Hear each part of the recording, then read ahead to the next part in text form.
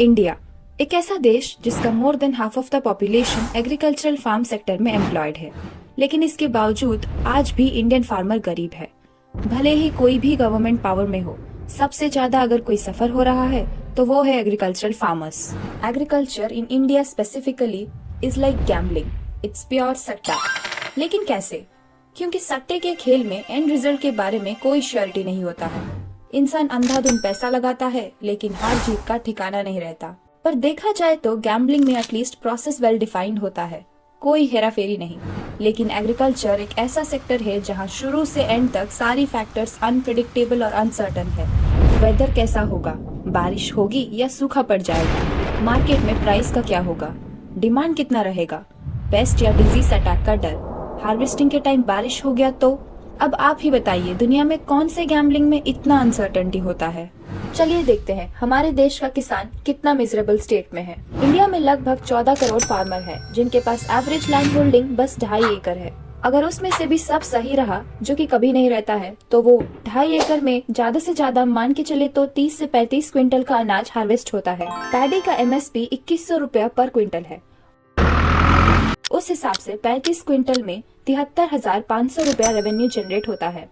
उसमें भी crop loan and several expenditure होता है, जो कि 10 से 15,000 लगभग होता है। फाइनली फार्मर के हाथ 60,000 पैसा आता है।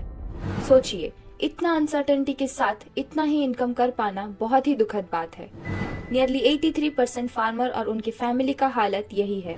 Even this is not a guaranteed income, it changes from season to season and crop to crop and has many factors that fluctuate the profit margin. Other professions में worst case scenario में termination या fire किया जाता है, लेकिन यहाँ suicide होता है। डेटा के अनुसार साल 2014 से 2022 के बीच में 1 lakh farmer suicide cases register हुए हैं। अब बात करते हैं कुछ चैलेंजेस जो हमारे फार्मर्स फेस करते हैं। Half truth about government incentives. जी हाँ, फर्टिलाइजर प्राइस और सब्सिडी का नियंत्रण एक सेंट्रल सब्जेक्ट है, जिसके तहत 2021 तक यूरिया का प्राइस 266 रुपया और MOP का प्राइस 800 से 900 रुपया था। फिलहाल गवर्नमेंट ने DAP में 200 से 300 रुपए का सब्सिडी देके पोटैश का सब्सिडी बंद कर दिया है, जिस वजह से पोटैश का प्राइस 800 से सीधा 1600 रुपया हो गया। यहाँ DAP में 200 देके फार्मर के हाथ से 800 रुपया ले लिया गया। सोइंग, इंटरकल्चरल ऑपरेशन, 4 से 5 pesticide fungicide spray, harvesting, packaging जैसे एग्रीकल्चरल एक्टिविटी में वेदर का फैक्टर बहुत क्रूशियल है। इसीलिए कभी कभी एक बारिश की वजह से पूरा उपज नष्ट हो जाता है। तो इसी पर्सपेक्टिव से सोचिए, किसान लोन माफ कितनी बड़ी चीज है। लोकल मार्केट में एक इंडिविजुअल फार्मर को कोई नहीं पूछता एंड APMC मंडी MSP के चक्कर में जो भी डिफिकल्टीज आती है उसकी बात अलग। APMC मंडी में फसल बेचना इतना आसान तो नहीं। फार्मर एंड लैंड रजिस्ट्रेशन से लेके टोकन कलेक्शन, मंडी तक फसल को सुरक्षित पहुंचाना, ऊपर से मॉइस्चर कंटेंट ग्रेडिंग के हिसाब से मिलर्स क्वांटिटी डिडक्ट कर देते हैं। इन सब के बीच फंस जाता है बेचारा फार्मर। नेक्स्ट है availing loan and repayment of loan.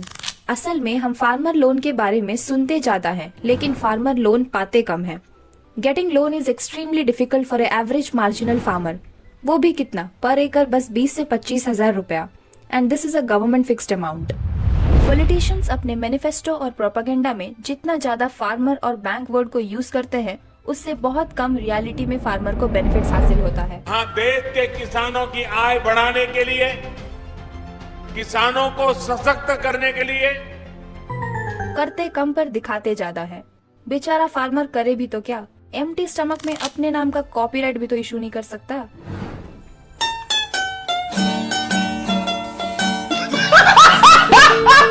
वरना जितना हमारे पॉलिटिशियंस फार्मर वर्ड को यूज करते हैं, उतने के पेटेंट चार्जेस से पूरे देश का किसान अमीर हो जाता।